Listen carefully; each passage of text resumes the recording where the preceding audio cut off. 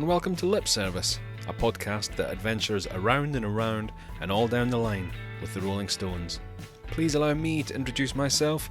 My name is Simon Harper, and I shall be your host for this series of conversations that celebrate the life and music of the greatest rock and roll band in the world. We've got sights and sounds and marvels to delight your eyes and ears, so join us as we journey down the road a piece, from Dartford days to Hackney Diamonds and beyond, exploring the songs and stories from along the way with friends and special guests. Today's guest is Ray Winkler, architect, designer, and a central creative force behind the Rolling Stones live shows for over 30 years. As the CEO and design director of STUFISH Entertainment Architects, Ray has played a key role in shaping how the Stones are experienced on the world's biggest stages, translating their music identity and history into vast temporary structures seen by millions. Trained at the Bartlett, Ray was mentored by the late Mark Fisher, beginning his career working alongside him at the design practice that would later evolve into STUFISH. Ray's first work with the Stones came in the late 1990s on the Bridges to Babylon tour, marking the beginning of a long and trusted relationship. From there, he became part of the band's extended creative family, contributing to the evolution of their live productions across subsequent tours as the scale, ambition, and language of stadium shows expanded. In this episode, Ray reflects on the idea of ephemeral architecture and why live performance became such a powerful medium for it. He talks about the trust required to design for a band like the Stones, the collaborative process behind some of their most ambitious stages, and the responsibility he felt stepping forward after Mark Fisher's passing, including the moment Charlie Watts quietly told him he'd done Mark proud. Ray takes us inside the evolution of the modern mega tour, from the towering steel structures of Bridges to Babylon to the bold monolithic designs of No Filter and the historic Copacabana Beach Show, revealing the creative negotiations, logistical pressures, and human relationships that sit behind the spectacle. We also explore how technology, sustainability, and changing audience expectations are reshaping live performance, and why, at its core, the work is still about emotion, memory, and connection. It's a thoughtful, behind-the-scenes conversation with someone who's helped build the physical world around the Rolling Stones, one stage at a time. Here now is me talking with Ray Winkler. Ray, welcome to Lip Service. Thank you very much for having me. So I want to talk about your working relationship with the Stones and what you've been doing up to all this time. But first of all, I want to start at the beginning of your story. You studied architecture at Bartlett School of Architecture at UCL. So what were your original aspirations for where that might lead you? Well, I was young and foolish at the time, and aspirations were great. As to where it would lead me to, that was way too far into the future. I was much more concerned of having a great time, and a great time I had indeed. The Bartlett at the early 90s, just recently taken over by Professor Peter Cook, underwent an enormous change in its attitude and really exposed me and my generation of architecture into a much broader spectrum of what architecture could be and should be. So beyond the kind of traditional... Yeah, beyond what the perceived, the conventional perception of architecture was, it expanded much further. And I think without that foundation, I don't know if I would have ended up being here and doing the type of work that we've been doing at STUFISH for the last 30 odd years. So then what direction did that take that then brought stage design into the picture? Well, if you look at what Peter Cook's work with Archigram was, it was all about ephemeral architecture, and it was about turning architectural conventions onto its head, meaning that a lot of the things that we thought to be true, sort of cultural references going back to Greek and Roman times, wasn't necessarily applicable to this new modern emerging form of architecture, which we ended up calling ephemeral architecture. It was very light touch. And that was the perfect building block for a segue into the touring industry, which was all about keeping it as light touch and as mobile as possible. A lot of the things that in the 1960s Peter Cook's group of architects called Archigram had already been talking about, and whose student Mark Fisher, the founder of STUFISH, was. Architecture is usually built for permanence. So when you're building ephemeral things, presumably there's the same amount of work involved, but there's maybe less ego. Something that you're building is not going to be necessarily around forever. That's true, but nothing is forever. But I do believe that the 80-odd thousand people that turned up at the Adele show will carry that memory of that event to the end of their lives. Yeah. Whereas the set was only there for 4 weeks. Yeah. And I think that's the beauty of the sort of work that we do, is that I think we are ingrained much more into the public conscience, although probably unbeknown to the public, than most architects will be. Because how many people would walk away from a Star Architects design building and say, my God, this was the best day of my life. Yet I think the smiling faces from a Sabrina Carpenter concert leaving the O2 2 weeks ago, I would think, including my 2 daughters, they will remember this event forever. And forever is as long as they live. So you're almost building it in people's memories and people's imaginations. Yeah. We as entertainment architects, we first and foremost build experiences, and experiences lead to memories. And in the day and age of consumer capitalism, where we own multiples of everything, count the number of shoes that you have, count the number of iPhones, iPads, laptops, computers, fridges, microwaves, televisions, you name it. We all have multiples of it. So we're completely saturated when it comes to owning physical objects. What people are yearning for more and more, because it goes down to the core essence of who we are as humans, is to have shared experiences. The experience that I had at the Sabrina Carpenter show with my 2 daughters will last in me forever. Yeah. And I think that's the most beautiful and endearing aspect of what we do. Everything else is sort of a technical process, so to speak, but it has to hit the heart very hard. So you mentioned Mark Fisher there. You first met him, I believe, in the early 90s. Can you explain a little bit about who he was and how you met? Sure.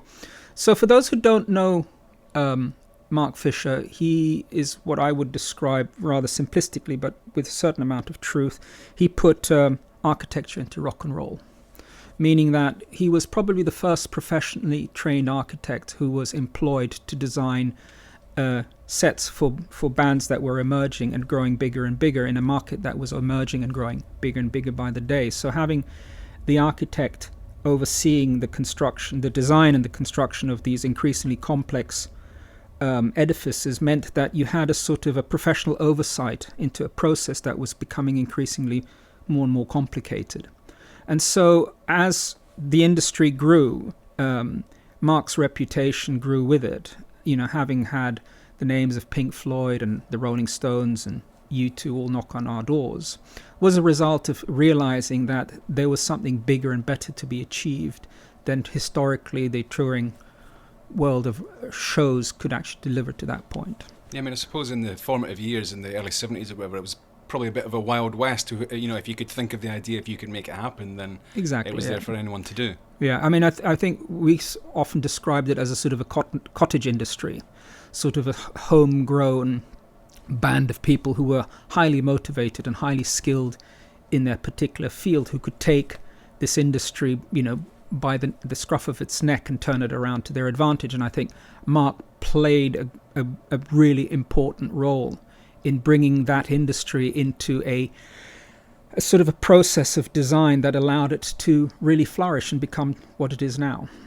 I read an interview with you. You said that Mark was quite a tough tutor to you, and he was also quite critical of your work at some point. So how did you then become working together? Well, that's a mystery that I'm still trying to crack. But it's true to say that Mark was an incredibly astute and acerbic critic. He could dissect something and throw it back in your face in a way that was very, very difficult to understand at the time, but looking back at it was absolutely spot on.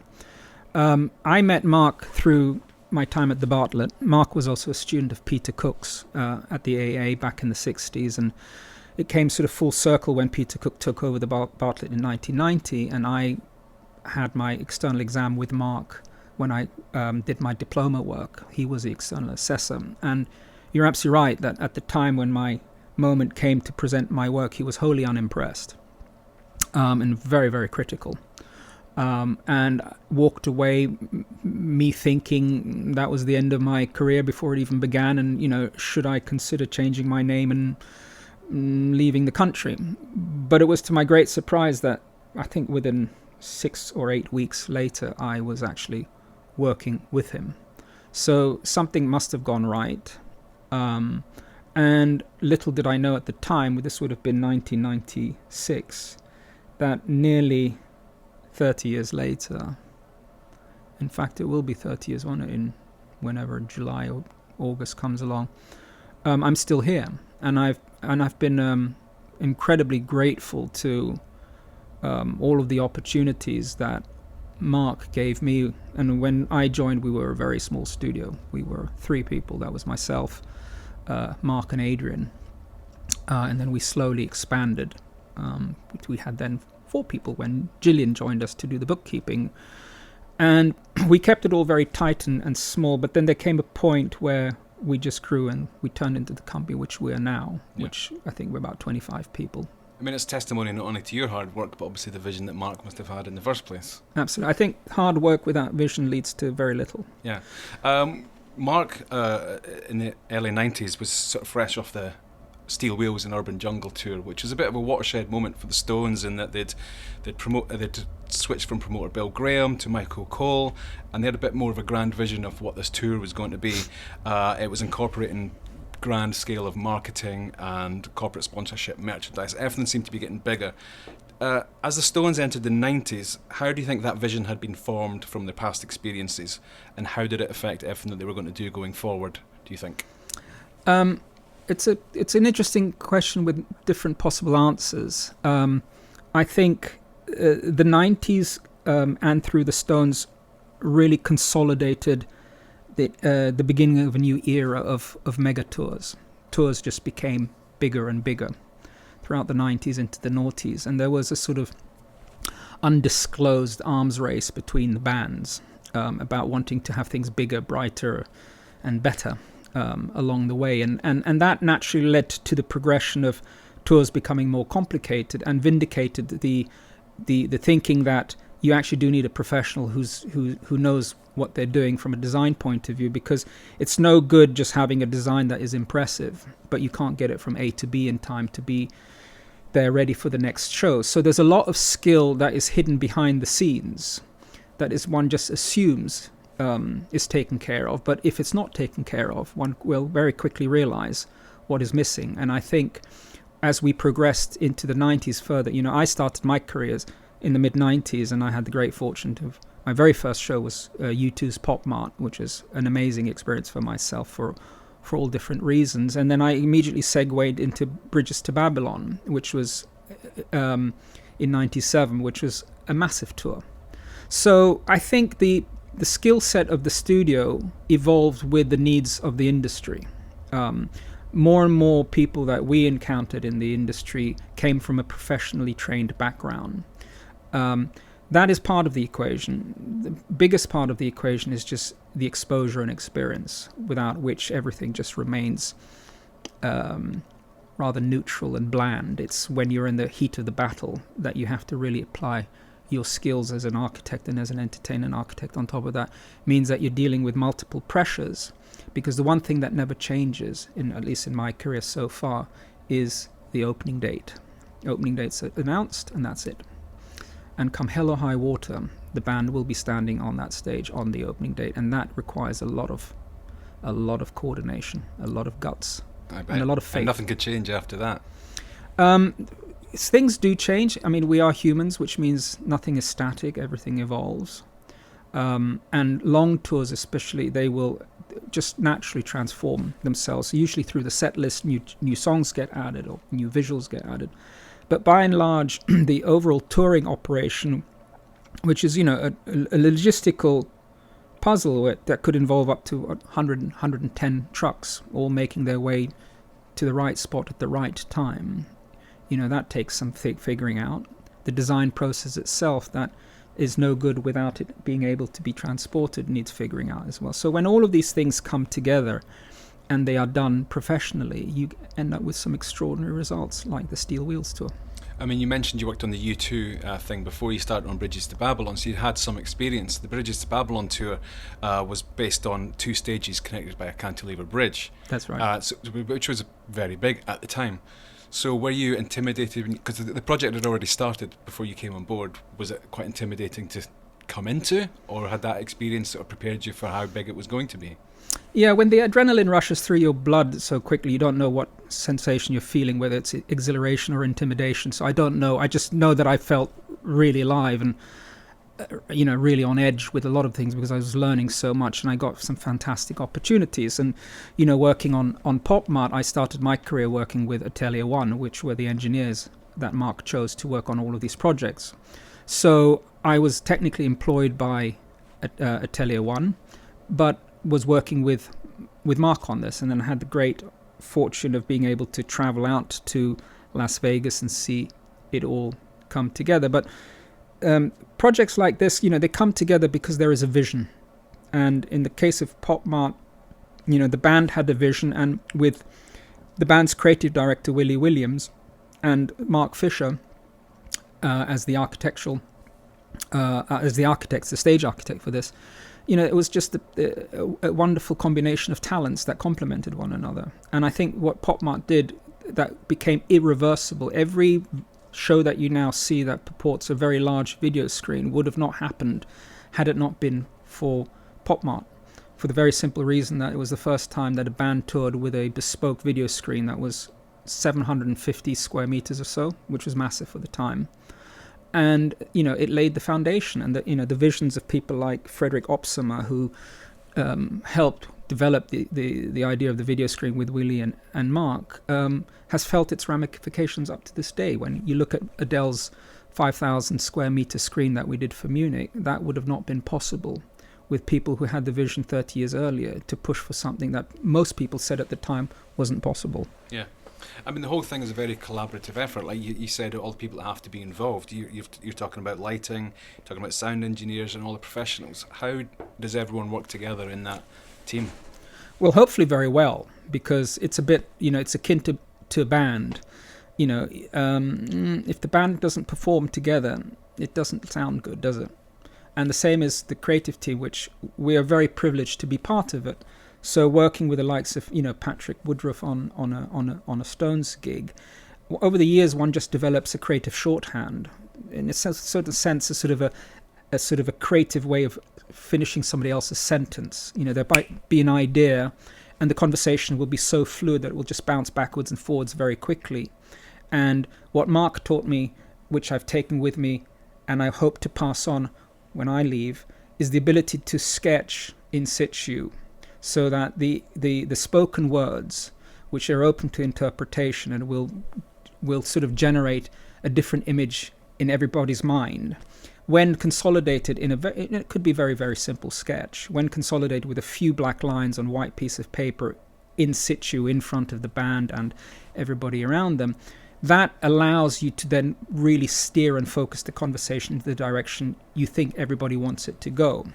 And I think that's a skill set that we've managed to nurture and celebrate and really augment here at STUFISH, is to know that we communicate ideas through imagery, full stop. The big leap is to make the ideas translate into imagery is one thing, but to make the imagery translate itself into reality is a completely different thing.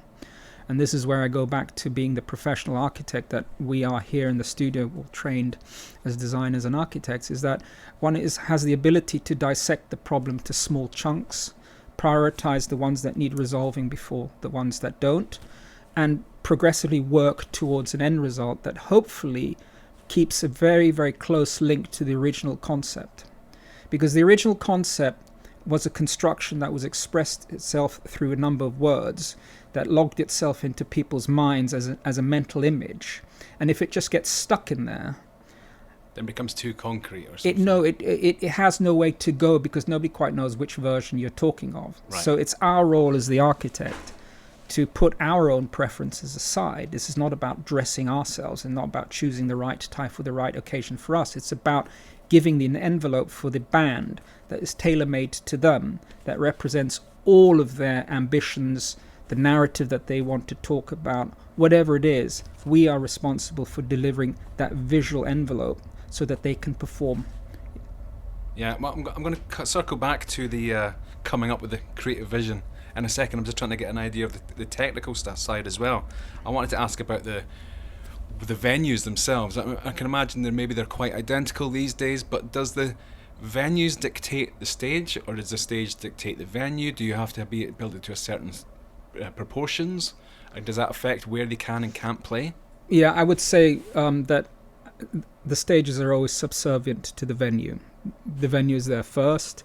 The venue has been designed predominantly for sporting events. Some of the newer venues take music into account, but we have to design for venues, and venues come in different shapes and sizes, whereas the playing field might be very similar between a hockey field and a basketball field.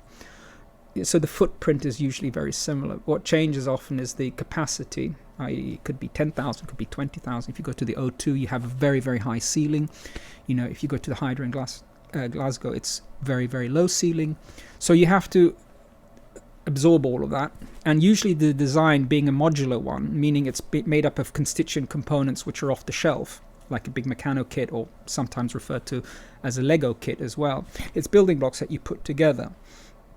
And as you put it together, you have to design into that process the ability to expand and contract depending on the location that it goes to. Copacabana Beach had 1.5 million people. It did. So how do you ensure that everybody has that same immersive experience no matter where they are and how they're looking at it? That I must say that responsibility falls predominantly onto the shoulders of the artist. And the artist's ability to project themselves across a crowd of 1.5 million really separates the true professionals from the mere amateurs. Yeah. So when the Stones did Copacabana, you knew they could pull that off because A, of who they are, but also B, just the stagecraft that they have perfected over the last 60 years is such that they take their environment into account. Yeah. And the design really is a sort of a backdrop and is really just a support act to making the object of, or put it this way, to make the band bigger than they actually are. Because when you're 1.5 million, and we've done a number of those shows. We've done one with Johnny Hallyday at the Champ de Mars in Paris. And when you experience something, there is not much to experience other than you are there as a tribal gathering, because the dimensions get so big. And so people are there for the real reasons of why these events are so important, is that to bond with others. As I always like to say, we're very tribal in our nature. Mm-hmm. We can connect and communicate with like-minded people. Strangers become friends overnight. And when you are in the crowd, and I remember doing a show, the very first show for the No Filter tour started, the European leg started in Hamburg on an open field im Stadtpark in Hamburg. And it was massive. And I stood right at the back. I was taking pictures, and I like to sort of look at it from angles that usually as designers are not the best angles, because you always focus on, how it can look its possible best. And when you walk right to the back and you see people are just as happy and ecstatic, and you have 3 generations standing in the mud, probably there for the last 8 hours, just enjoying themselves, then you realize the power of the performance. And it's the power of the performance that generates everything else that emanates from it. So, Mick's performance or Bono's performance or Adele's performance in its own right stands up against the test. They can do that. What our challenge is to make sure that it still stacks up when there's 150,000 people in the crowd, or in the case of Copacabana, 1.5 million, because that takes a scaling up, and everything can be scaled up to a breaking point. Things do give at the end, and I think we've probably, in terms of size, reached what the breaking point is with the current technology that we have, because all the current technology does is just basically augment a very analog experience into digital one, right? So Mick Jagger standing on stage, seen from 150 meters away, would be invisible. Mick Jagger standing on the stage, seen from 150 meters away, 15 meters tall, because he's been augmented on a screen, you become part of the experience. That's right? Yeah. Sound on Adele's Munich show, 80,000 people in a purpose-built venue, outdoor venue. The sound system was just, a work of genius. Because without that, you have the experience falls flat. There is no immersivity. People will just not come. Mm-hmm. So there's a lot at stake here to get this right. Well, sadly, Mark passed away in 2013. You led the company from there. What do you think that Mark taught you, and what do you think his legacy is that you carry today, leading the company? Never take yourself too seriously is an important part.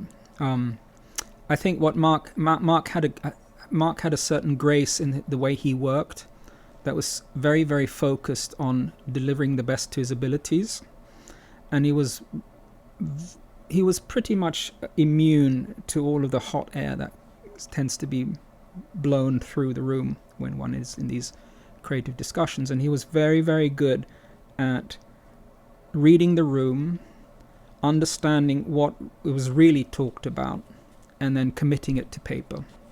And when you saw that process, which could be like a flash in the pan, like that, when you see that process, and then you suddenly see this myriad of words and ideas all floating in the room, and they're bouncing against the wall, and they're interjected by people, and all that sort of stuff, all suddenly come to a stop, and everybody focuses on a single sheet of paper, and then the mood changes. Because what Mark does so brilliantly in that he could distill the conversation, summarize it very succinctly, usually in a simple, very acerbic, often sarcastic, sometimes outrightly rude single sentence. Sometimes you need to be, I imagine. And then present a possible solution to the ideas that are floating around. And, that's a thing to aspire to. He perfected it. Sadly, he passed away long before I think his time was up, and there was a lot that he could have contributed to. But he also gave, at least myself, this sort of confidence, the sort of the opportunity to understand that life does move on. And at that point, I had already been with the company for, God, my arithmetic is really bad, but it must have been like at least 15, 20 years. I had learnt enough to just make sure that one is, when oneself, completely rock solid and focused, and not get distracted by a lot of the distractions that you can just imagine circulate in this industry on a sort of wildfire basis. There's so that, I think, is the foundation of STUFISH, is to supply an incredibly creative but rock solid delivery mechanism to the creativity to make its way out of somebody's head, into their mouth, onto a piece of paper, onto a screen, into a workshop, into the back of the truck, into a stadium, and in front of an audience. I mean, I read that effectively you had to undergo what was effectively a job interview to retain the Stones, with you leading them going forward. You obviously had the experience, you had the working relationship, but I presume that maybe you had a younger, sort of fresher perspective on things. Maybe it was aligned with what they wanted to do going forward. How did the working relationship continue? Well, at the beginning it was a bit of trepidation. I mean, Mark was the founder of the company, and he was incredibly well respected and well known in the industry. And what Mark and I were actively trying to do, having realized that he, as a sole trader as he was when I joined him, wouldn't create a sustainable future for the company. So we had actively worked towards moving the focus away from him to being the studio, which then included myself and also my colleague at the time, Adrian Mudd, who's been here for longer than I have. So when he passed away, there was a bit of an existentialist crisis or concern that the captain of the ship has just bailed, and Sure. You're sort of standing there going, okay, so sort of know how to steer this a little bit, but not quite sure, and you sort of fumble your way through the day. But a lot of credit to the friends and colleagues around us, in particular Patrick Woodruff, who I've known for a very long time, who was a dear friend of Mark's and has become a dear friend of mine since. Showed some confidence in myself and the ability to take the studio forward, and put in a good word for us. Just and lo and behold, I mean, a job interview sounds very harsh, but because I didn't have the exposure that to to the band the way Mark had. Yeah. I was a bit of an unknown entity. And the connections. And it's, you know, a lot of these relationships are really down to personal one-to-one relationships, which are beautiful relationships because they are based on, you know, decades of trust. And, you know, one thing I know for sure is, you know, you can't buy trust, you have to earn it. And I basically had, when Mark passed away, I went back to a lot of our long-term clients who probably didn't even know about the existence of STUFISH because, you know, they had grown up with Mark when it was still the Mark Fisher studio, and as far as they're concerned, it was Mark was the studio. And when he'd passed away, sort of, you know, I had to make these calls saying, hey, we're still around, you know, Mark passed away, but the spirit lives on. And I think 13 odd years later, we've proven that we were right. And I'm very, very pleased and very thankful and incredibly grateful to the fact that as far as the relationship with the Stones, which started with Steel Wheels, Mark's passing didn't rupture that. Yeah. Well, let's talk about the Stones themselves in terms of the creative ideas and how they're brought together. I know that Mick and Charlie were usually the ones that were most involved with the idea. So I wanted to ask you about how do ideas come to the table? What are the conversations that are held? And in terms of their input, what kind of qualities did Mick and Charlie bring individually? Yeah, so the big disclaimer is that for most part of our relationship with the Stones, I wasn't privy to these because the relationship started many years before. And I know that Mark and Patrick had a fantastic relationship with Charlie and Mick. When Mark passed away and I had to step in, Patrick really did extend his helping hand and pulled me into these conversations. So it started to open up and introduce me to Mick and Charlie, and we had some very interesting and good conversations. And I think what we had to prove was, you know, there's the difference between an idea and a good idea gets really means tested at the point where you can't really revert back because it's already then built. Yeah. Right? And so you had to sort of, I felt like we had to prove ourselves. It was sort of our opportunity. Yeah, make it or break it. This is the time to do it, right? Go out there, stick your neck out and say, take a deep breath and say, trust us, we can do this.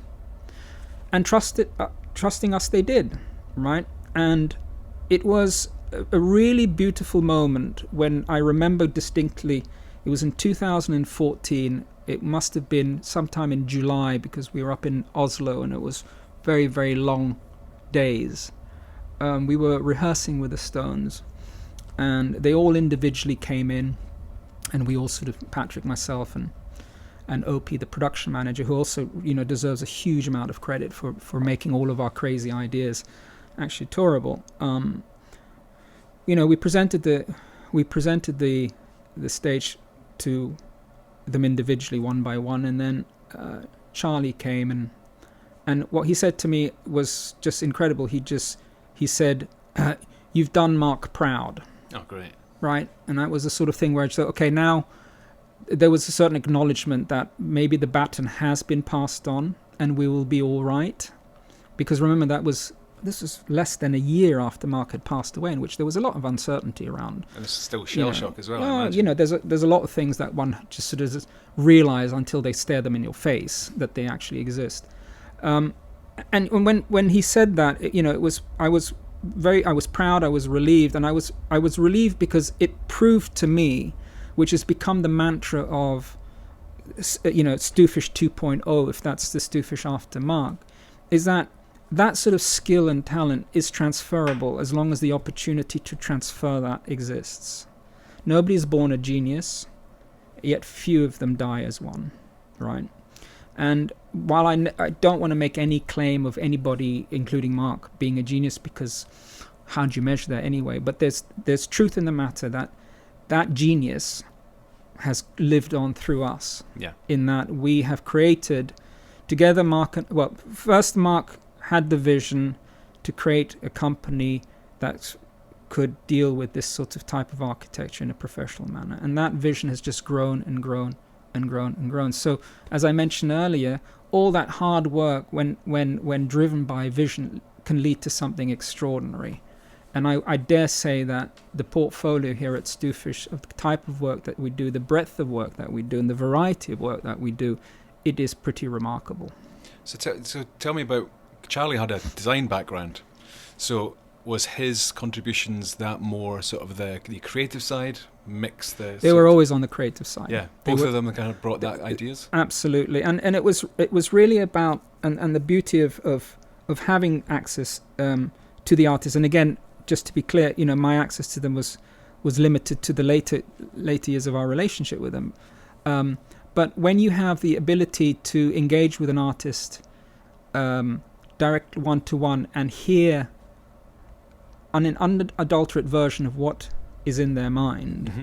that's probably the most valuable creative spark that you can have. Because the alternate to that, and which happens often, is that one doesn't have this exposure for various reasons, and one then turns up trying to cold sell an idea. You have no idea whether it will stick, but you do know that if it doesn't, it could backfire spectacularly. So as much as that there's sheer architectural skill involved in bringing an idea to life, there's a huge amount of diplomatic skill required to make sure that the process of getting it there meets all of the criteria that are important to the band. Yeah. And they can be very varied. I mean, the no filter one, as you say, was the first one where you were fully in charge. It was also the first tour that the Stones had done. No, 14 on Fire was the first one. All right. Well, this was the first one that followed an album release. That's true. Yeah. So it was a new, completely new format. That followed the Blue and Lonesome album, which was stripped down, blues covers. Did that album itself influence what you were going to do with Absolutely. the tour? I mean, it was one of those nice things, talking about the sort of shorthand that one achieves with sort of creative collaborators and friend, that with Patrick's vision and his ability to, an extraordinary ability to sort of also take the essence of something and verbalize it very nicely. We actually came up with the no filter concept probably within half an hour, sitting here in the studio at the bench, right? Very, very quick process. And it didn't change. And the reason for it didn't change is because we had a very interesting narrative conceit, and says, what does one do with a band that has done everything?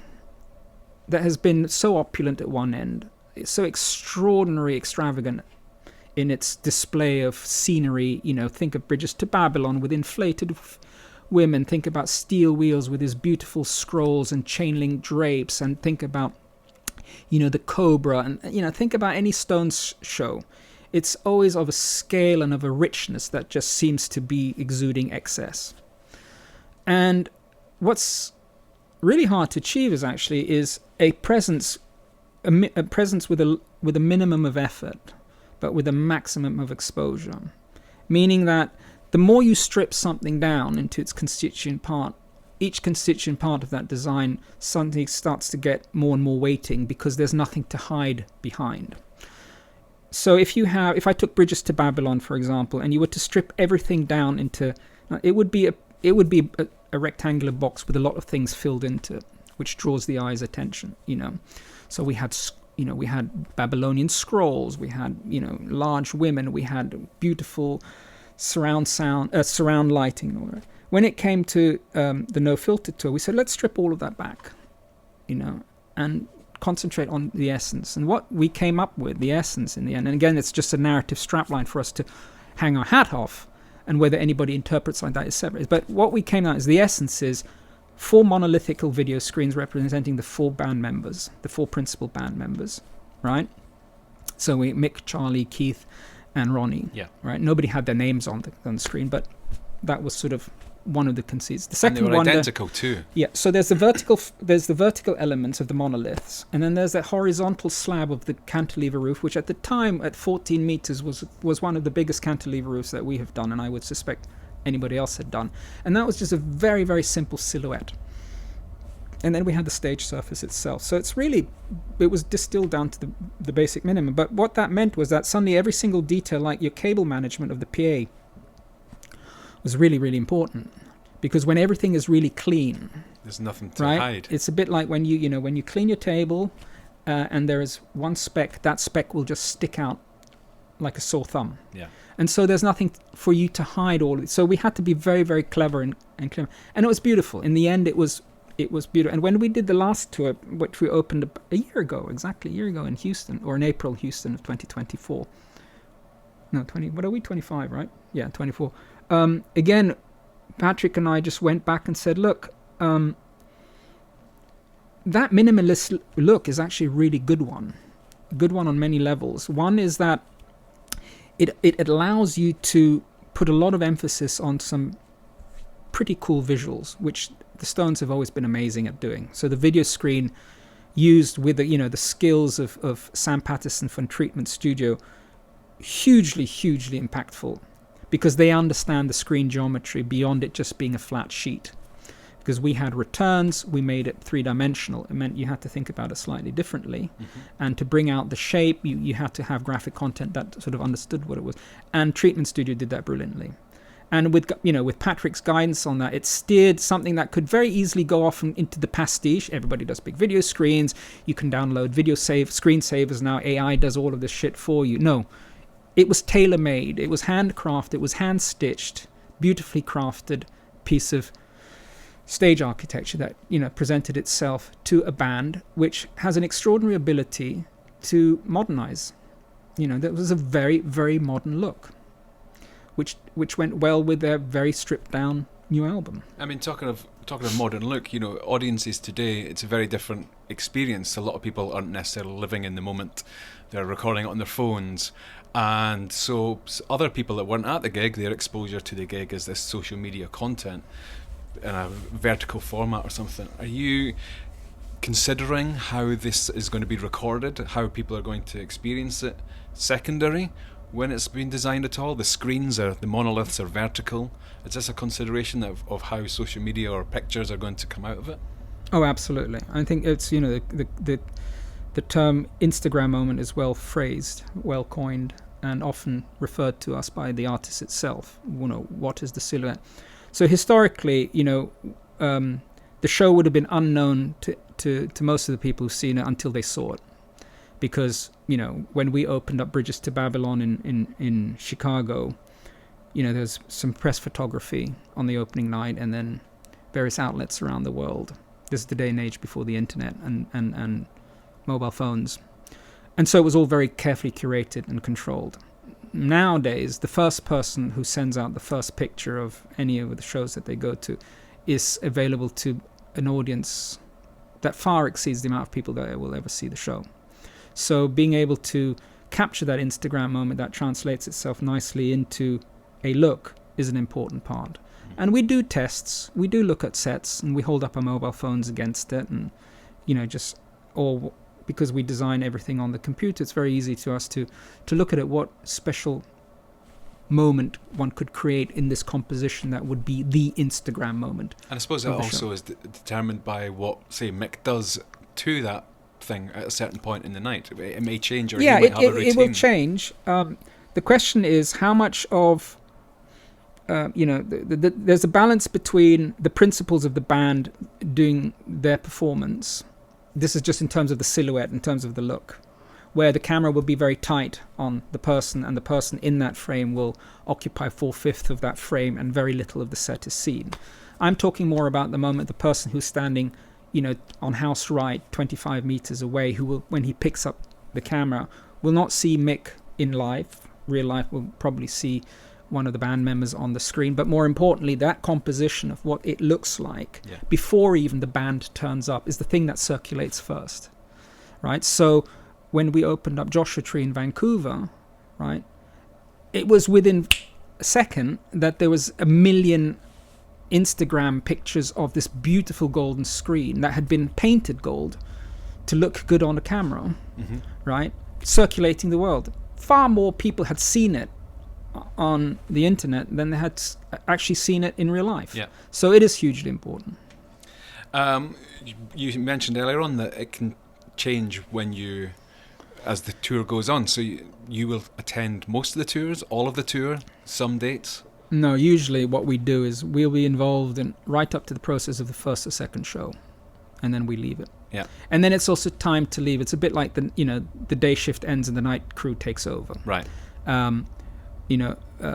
There's a certain dynamic. What's the word? There's a certain energy that flows leading up to the opening night, which is very different to what happens when after opening night it goes into routine. It's an incredibly well thought out, well oiled out process where every flight case, every truck, every stagehand knows its place, and that's the only way it works. And the likes of Opie, who's a production manager for the Stones for many, many years, they're the ones who have to make sure that the shit gets from A to B, because it doesn't matter how great your idea is, if it's not if it doesn't get from A to B, it ain't worth nothing. That's right. Well, obviously you will have seen more than your own fair share of Stones concerts. I wonder if you have a favourite one that stands out.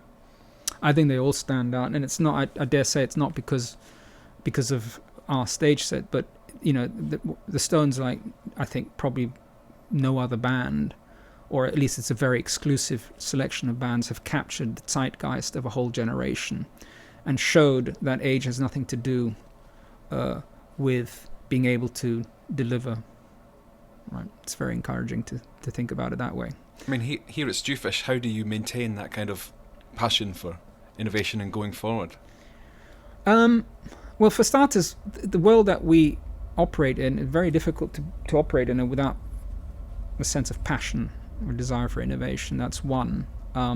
We wouldn't be in the business if we didn't have passion and innovation, because the one thing that this industry abounds is just passion. People are incredibly passionate about. And of course, the studio without the STUFISHers next door to here would be nothing. They come in every morning with a huge amount of energy and a huge amount of passion and a huge amount of goodwill, just wanting to tackle whatever is at hand. And we are an incredibly creative bunch of people, not without its challenges when it comes to managing, but certainly in terms of the passion that they bring to the table is extraordinary. And the thing that, even having been here now for 30 odd years or so, I can still feel the buzz when I come into the studio. I love it. And I don't like the idea of working from home, which is the sort of flavor of the decade, I guess, because the true magic happens when you're in a room with like-minded, equally creative, equally passionate talent. Yeah. And you can't do that on a screen.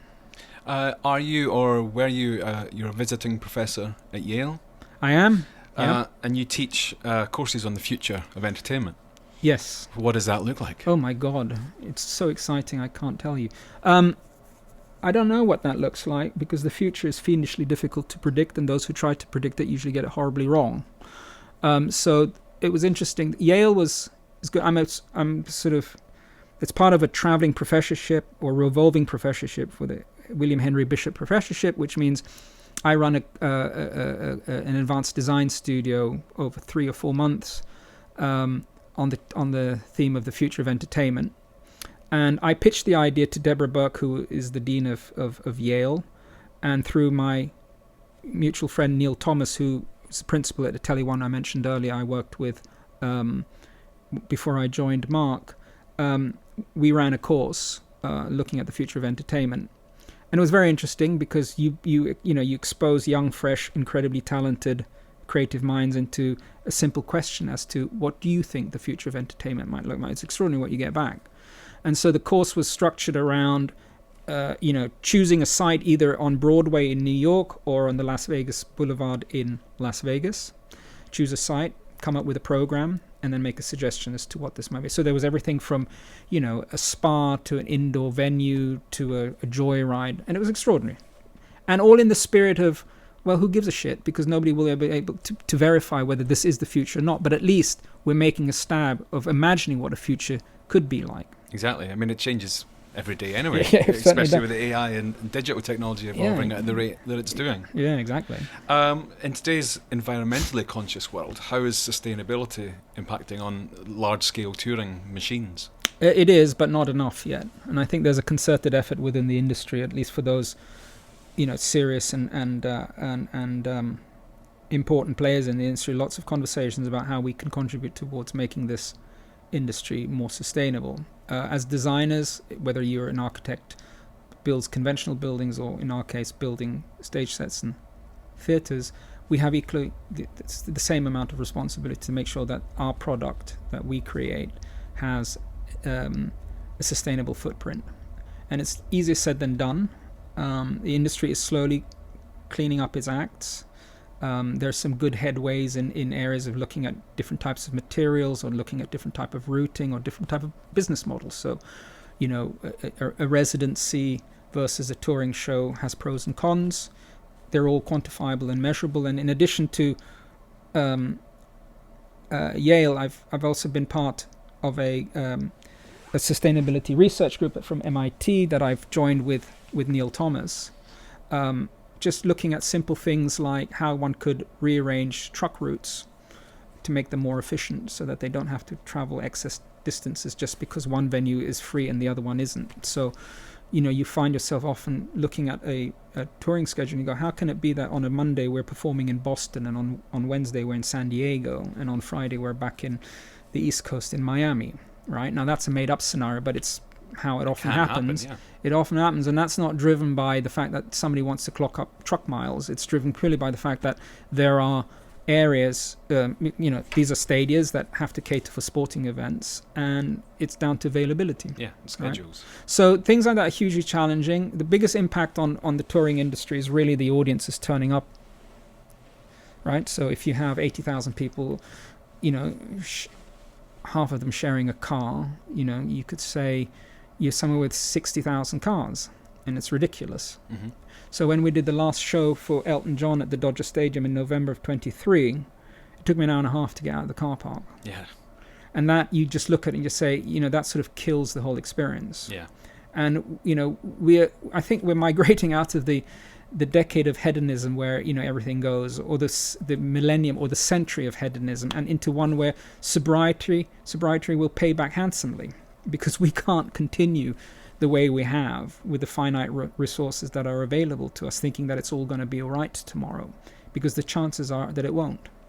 I mean, talking of residencies, you were also involved in the ABBA Voyage show, which was groundbreaking in its kind of use of avatars. Mm-hmm. I was wondering if in the future we might see Mick Jagger duetting with his 25-year-old self. I would not be surprised if that happened. I don't know that it will, but I think bands, especially bands like the Rolling Stones or U2, and even individual artists like Beyonce and Adele, they're all operating in a market that they understand is evolving and changing, and tastes changes, and economic models changes. If you look at 30 years that I've been in the business, I started the business at the point where tours were promotional tools for new albums.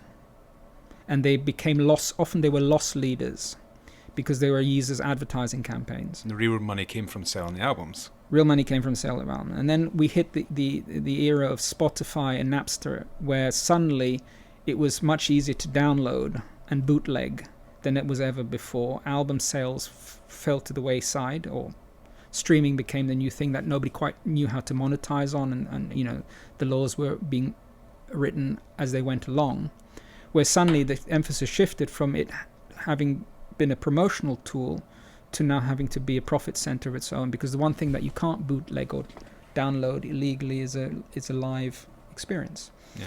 And then since then, of course, it's changed even further. You got mega tours happening. The industry has changed. Technology is on the advance. AI is pushing a lot of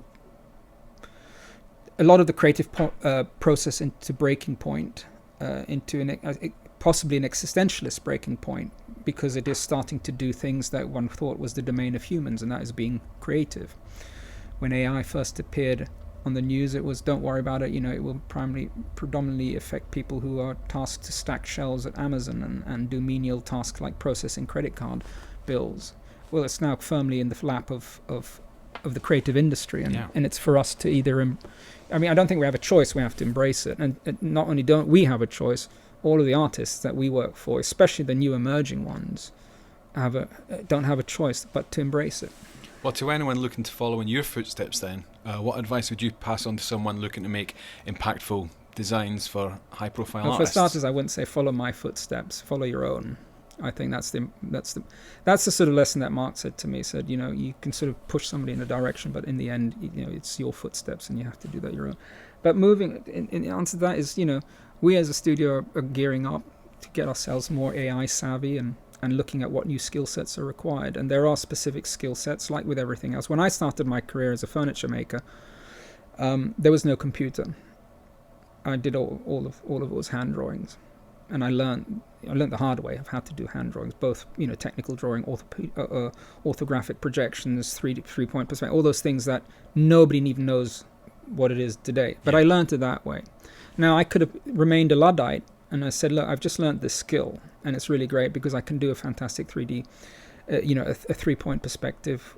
I don't need a computer. Well, I probably would be unemployed very, very quickly. And so my advice would always be, look at what's there as a tool, but always treat it as a tool. Don't become subservient to that tool, because at the end of the day, the tool has to be your ability, your mechanism in which you express who you are and the ideas that you want to express. That's great, but the tools have now have basically, the fire has jumped that road, and it's now firmly in the laps of the creative industry in a way that it's actually not a tool anymore. It's actually much more of an equal player. Yeah. And if we're not careful, it becomes the dominant player.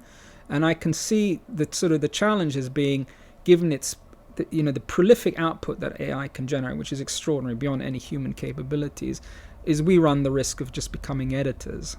That's one risk. The other risk is also that it all becomes the domain of the most dominant generators, right?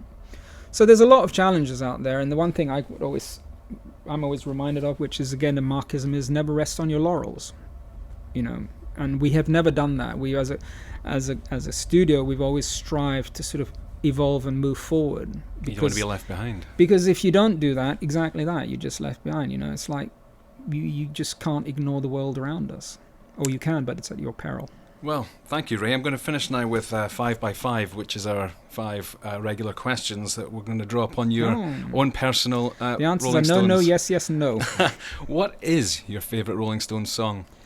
Oh, that's funny. I was thinking about it the other day, and I couldn't name you one, but I really enjoy their album Emotional Rescue. Well, that was the second question. Oh, okay. So, Emotional Rescue would be one of an album. On that, and I think as a song, Emotional Rescue is incredible. I mean, I know it's slightly obscure, but I think it's a pretty good one. Well, you may have answered the third question. I was going to ask what a deep cut or underrated Stones song you think deserves more love. Perhaps Emotional Rescue could be one. Yeah. So, in your opinion, what makes the Rolling Stones such an enduring and influential band? Because they've managed to understand the zeitgeist in its totality rather than just focus on its medium of expressing it, i.e. the medium of the Rolling Stones is, of course, the art of songwriting, but it's really about storytelling, right? Sorry. And if you could describe the Stones in just 3 words, what would they be? Absolutely fucking amazing. That's 3 words? I agree. Thank you so much, Ray. Great. Thank you so much. Appreciate it. Thanks so much for listening to this episode of Lip Service. If you enjoyed the conversation, please do take a moment to like, subscribe, and leave a review wherever you get your podcasts. It's all very much appreciated and really does help in spreading the word. You can follow Lip Service on all socials at Stones Lip Pod, where you'll find clips, archive images, and updates on future episodes, the next of which is coming very soon. Till the next time, we say goodbye.